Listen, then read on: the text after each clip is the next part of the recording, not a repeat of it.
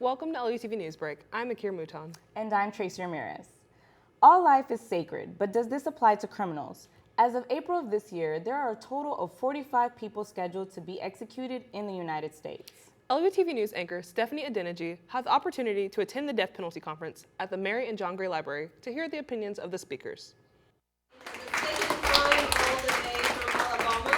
Intense conversations about the appropriateness of the death penalty filled the 8th floor of the library. To make the decision to see if this punishment, the death penalty, is an effective form of punishment. The conference was a space for victims to voice the effects of such a decision. This type of educational information, hearing from the people, specifically we heard today from the victims, the family members of those who have been killed, and they have been going to defend those killers of their family members, and because they're against death penalty. We tell stories about our loved ones who've been murdered, and we stand up for them, and we believe in ending the death penalty despite what happened to us. Despite the hard topic, the speakers paved a way for future conversations. It sounded like there was a lot of different perspectives being heard, including pro-death penalty perspectives, which I think is important. Stephanie Adeniji, LUTV News, Lamar University. The big event is a day for Lamar University students to participate in giving back to the community. Students, faculty, staff, and alumni are encouraged to come together for one day to say thank you to Southeast Texas through community service. The event will take place on Saturday, April 15th. Register to participate at nlsp@lamar.edu. Follow at LU_big event on social media for updates. The Center for Resiliency is publishing a book of collected works from the Lamar University community. This volume will feature original works from students, staff, faculty, and alumni and share stories of resilience. Submissions include various genres, including poetry, short fiction, nonfiction, scholarly writing, and visual art. Tell us your story of resilience. The deadline is Sunday, April 30th. For more information, email lamarstrongreader@lamar.edu. Flooding has always been an issue in some areas of the city. LUTV News reporter Willie Carrier had the chance to talk with Beaumont City Councilman Chris Durio about the drainage problem and ask what plans City Council has to solve the situation.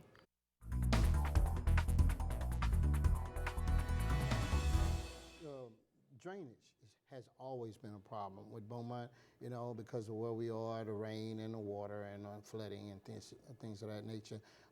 Do we have plans to address that flooding? We are always addressing that round the clock.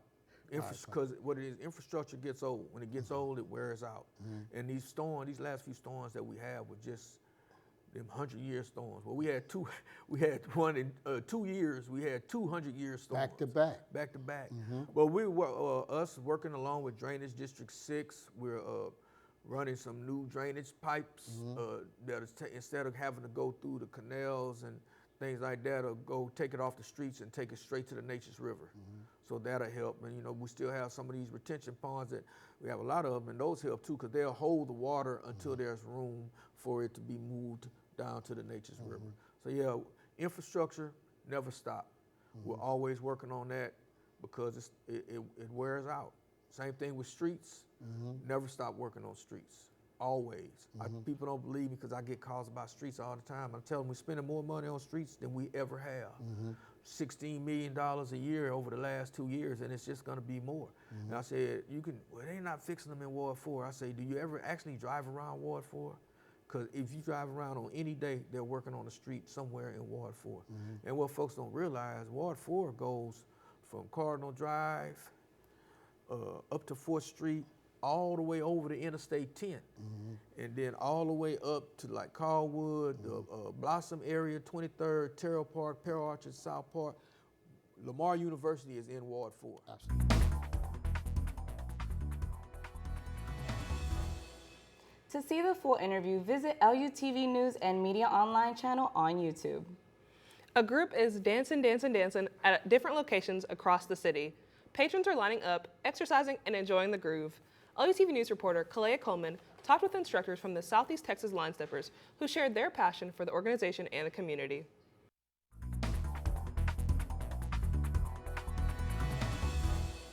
The Southeast Texas Line Steppers have danced their way into the hearts of Beaumont. How did you come up with the idea of the Southeast Texas Line Steppers? You know, I actually had been asking Deborah Jones for many years to be a part of a line dance group. I didn't know where I was going with it, but Southeast Texas Line Steppers was birthed out of a vision I saw where we could have the community dancing. I can see it where we're at the event centers, that field out there. I can see that covered with people wanting to dance. This class is an engaging way to improve attendees' fitness. We try to make it fun. Of mean, when you course. walk in, we're telling you to enjoy yourself, and we do stop and let them drink water and stuff like that, but refresh their body. But it's just a fun thing, and we make it fun. My thing is, if you enjoying yourself, you're gonna leave out enjoying yourself. Exactly. You want to You're gonna come come back. back. Exactly. You want to come back. Yes. Exactly. If everybody's excited and everybody's, saying we'll be back, we're gonna bring somebody back with us. Yeah, it was success. You can see them out there dancing, and because we just don't stand on the stage and dance. We go out into the audience, and make sure you're doing the right moves. Showing you how to do it, and moving you to the left and moving you to the right. I'm about to dance now. But when they feel as though they enjoy themselves, we figure that was a success. Yeah. Participants have a blast in this line dance class, always looking forward to the next one. Kalea Coleman, LUTV News, Beaumont.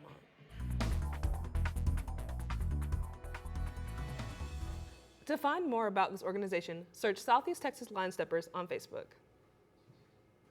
Akira, last week we were stepping in and around puddles, mud, and dodging thunderstorms. Thankfully, the sun rose on Easter for a lovely day. I hope April showers will not wash away our weekend plans. LUTV weather anchor Tommy Byers is here to let us know if we can expect the rain to rain over the next few days. Tommy? Thanks, Akira and Tracy. Easter has hopped out of our forecast and into next year. And you know what, Southeast Texas? That means summer has sprung. Let's take a look at these high 80 temperatures. On Wednesday, thunderstorms with a 40% chance of rain will appear with a 77 as our high and 56 and partly cloudy skies on Thursday. Partly cloudy skies will continue into Friday with a high of 66, and thunderstorms will return on Saturday with a high of 80 and a low of 66. On Sunday, the sun will be bright and shining with no clouds in sight, with a high of 78 and a low of 50 to start our work week on Monday. Those partly cloudy skies will return on Tuesday with a high of 79 and a low of 54. As we talked about in the beginning, summer is here with a little chance of spring, with thunderstorms kicking off our week on Wednesday with a high of 77, partly cloudy skies bringing us all the way to Friday with a low of 59. Thunderstorms returning on Saturday with a high of 80 and a high of 78 on Sunday, with no clouds in sight, with a low of 55 and a low of 50 to start off Monday, with partly cloudy skies on Tuesday. For LUTV weather, I am Tommy Byers. Back to the desk. So I'm off this weekend, but I'm not excited about the rain on Saturday. But I'm going to have a good weekend regardless because I'm going to be inside the house relaxing. What are you doing this weekend? I'm not excited about the rain either. We have a game. My son has a game on Saturday, a soccer game. So hopefully the rain doesn't ruin the soccer game for us. Well, I hope he doesn't. I hope he wins. Right?